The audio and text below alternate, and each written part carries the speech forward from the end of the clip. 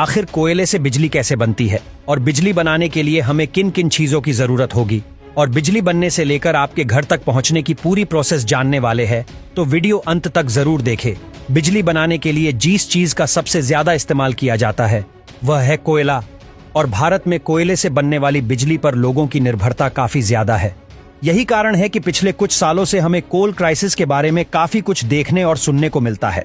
वैसे उस बिजली के बनने का जो प्रोसेसर है उसमें सबसे पहले आता है पावर प्लांट्स, जिसके लिए एक फैलाव भरी जगह की जरूरत होती है जहां पानी की आपूर्ति के लिए एक रिजर्व और भी बनाया जा सके। ये प्लांट्स आमतौर पर 1-2 किलोमीटर के एरिया में फैले हुए रहते हैं, लेकिन इनके एरिया का भी एक आधा हिस्सा कोयला ही ले लेता है। आखिर कोयले की ये दादागिरी क्यों है, आइए आपको डिटेल में समझाते हैं।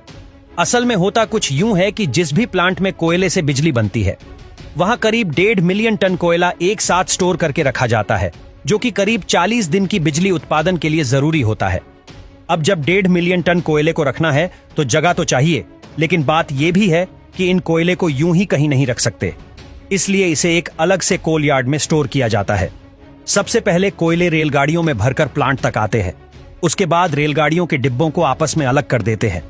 फिर एक एक करके सारे डिब्बों को एक निर्धारित जगह पर लाकर उसे एक मशीन के द्वारा पूरा ही पलट देते हैं, जिससे कि उस डिब्बे का सारा कोयला कोल यार्ड में नीचे चला जाता है और एक कन्वेयर बेल्ट की मदद से इन कोयले को आगे की तरफ भेज देते हैं, जहां इन्हें एक जगह पर व्यवस्थित ढंग से रखा जाता है। फिर उस पर पानी डाला जाता है। इसके बाद उन्हें बावल मशीन की मदद से क्रश करके पाउडर में बदल दिया जाता है, क्योंकि ऐसा करने से इनका सरफेस एरिया बढ़ जाता है और साथ ही कोयले के अंदर जो अशुद्धियां होती है उन्हें अलग किया जा सके। इसके बाद इस ब्लैक पाउडर को बड़े से बॉयलर में भेजते हैं, जहां ये बड़ी आसानी से आग पकड़ लेते हैं। आग पकड़ने के बाद जो कोयले की भारी राख होती है वो नीचे गिर जाती है, जिसे बॉटम ऐश कहते हैं, और जो हल्की राख होती है उसे फ्लाई ऐशेस कहते हैं, जो कि चिमनियों के रास्ते फिल्टर करके एटमॉस्फेयर में छोड़ दी जाती है। अब जो आग लगी रहती है वह सीधा उन ट्यूब्स को बहुत ज्यादा मात्रा में हिट पहुंचाती है, जिनमें पानी भरा रहता है। ये सारी ट्यूब हिट से पानी को भाप में बदल देती है। अब जब ये भाप सुपर हिट हो जाती है तो इसे उन्हीं पाइप की मदद से आगे भेजा जाता है। उन पाइप पर ऐसा इंसुलेशन पहले से लगाकर रखते हैं कि पेपर का टेम्परेचर पाइप में ट्रेवल करने के कारण घट ना जाए। अब इस एलिमेंट की हिट और प्रेशर को टरबाइन में डाला जाता है, जिसके प्रेशर से टरबाइन रोटेट होता है। अब टेम्परेचर बढ़ने के कारण हाई प्रेशर पर जैसे ही पाइप से निकलती है तो बहुत तेजी से टरबाइन को हिट करती है।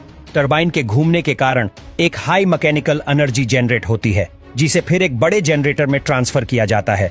बड़े से जनरेटर में होता कुछ यूं है कि मैकेनिकल पावर के कारण उनके पास जो मैग्नेटिक फील्ड होती है वो डिस्टर्ब हो जाती है, जिसके कारण उनमें इलेक्ट्रिसिटी जनरेट होने लगती है, जिसे कहीं स्टोर नहीं करते, बल्कि उसकी जगह उसे स्टेप ट्रांसफार्मर की मदद से आगे के सब स्टेशनों पर ट्रांसफर कर देते हैं। स्टेप ट्रांसफार्मर का मतलब यह है कि बिजली को हाई वोल्टेज पर सेट करके भेजते हैं, ताकि ट्रैवल के दौरान उसमें पावर का लॉस ना हो। इसे आप इस उदाहरण से समझ सकते हैं कि आपके घरों के पास जो ट्रांसफार्मर लगे होते हैं वो स्टेप डाउन ट्रांसफार्मर होते हैं, जो ज्यादातर 220 या 240 वोल्ट की बिजली आपके घरों तक पहुंचाती है। प्लांट्स में अभी एक जरूरी प्रोसेस ये होता है, वो है कि भाप को फिर से ठंडा करके पानी में बदल जाना।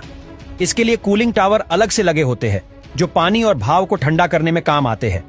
आपने ऐसे टावर तो देखे ही होंगे। ये सफेद से गोल ऊंचे टावर जिसे देखकर लोग बिजली प्लांट का अंदाजा लगाते हैं।